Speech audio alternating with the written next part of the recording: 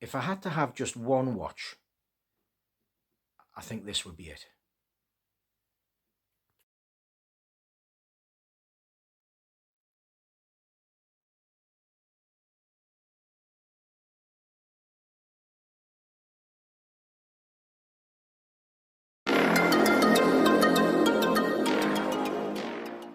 This watch just had all the right ingredients, in the right place at the right time, at the right price.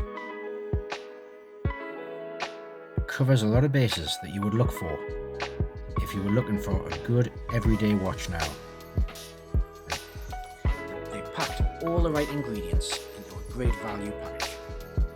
Sapphire crystal, Dauphine hands, pure black, simple dial, great dimensions, just over 40mm width, under 12mm thick. Brilliant. So here's the SARY 57. We've got 41mm case, a width of just around 12mm, and what you get in this package is a sapphire crystal, day-date display, sword like dolphin hands, polished on one side, brushed on the other, so they play with the light, and the indices are very similar as well, brushed and polished, dagger-like indices.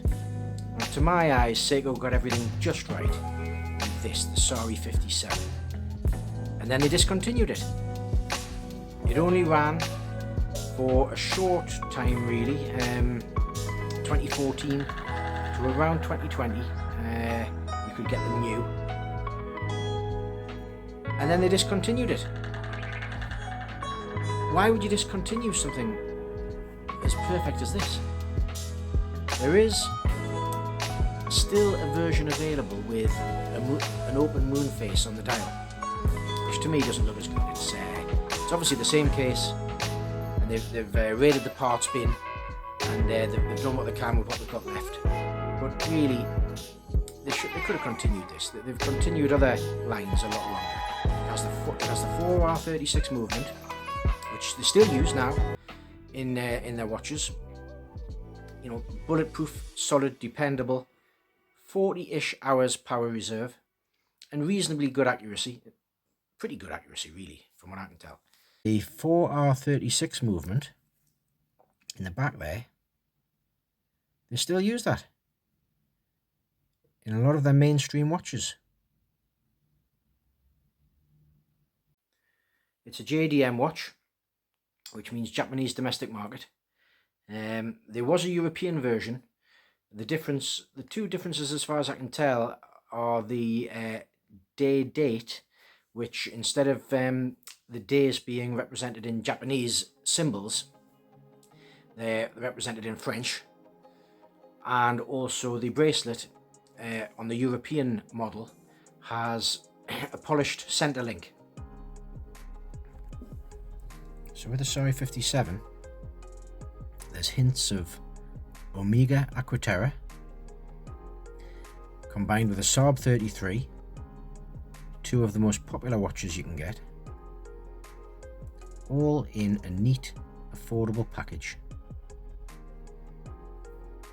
Under £300. You had a simple black dial, an automatic movement, a rugged automatic movement, a movement that Seiko still use, dagger-like indices that play with the light, sword-like hands, polished on one edge, brushed on the other,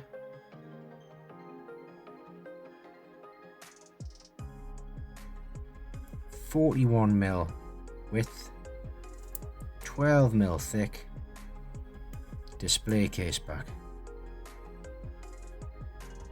This is the watch that if I'm ever wondering which watch to wear for whatever occasion, I know I can just grab this and it'll be fine. Wherever I go, whatever I do. It was the start of the Presage line. Now Seiko Presage everyday watches start at £700-800. It's the middle range movement really before you get to the 6R movements and the Grand Seiko movements. Very strong, bulletproof, easily replaced, 40 hours of power reserve. In fact, I've been so impressed with the SARY 57 that I bought two. It's the only watch I've bought two of, so I've one as a spare.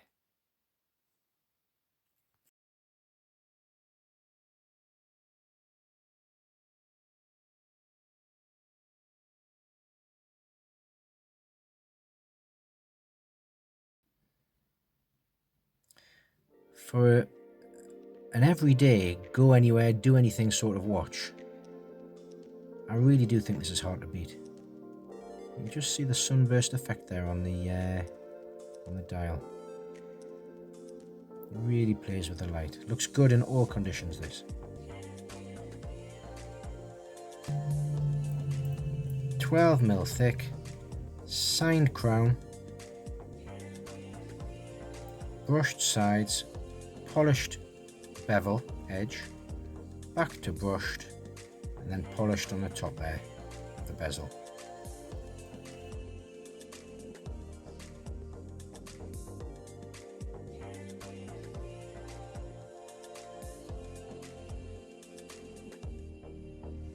This watch just had all the right ingredients, in the right place at the right time, at the right price. And it's very reminiscent. In this one package, you get a little bit of Omega Aqua Terra, a little bit of Seiko Sarb 33, all in one.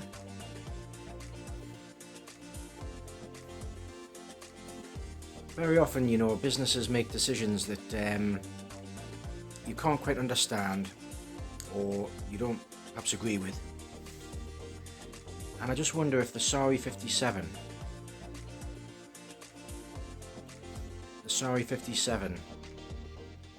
was one of those instances where so much was offered for so little that it didn't make business sense anymore. And it's now been consigned to a relic of the recent past. Quite sad. This is the watch that if I'm ever wondering which watch to wear for whatever occasion, I know I can just grab this and it'll be fine. Wherever I go, whatever I do.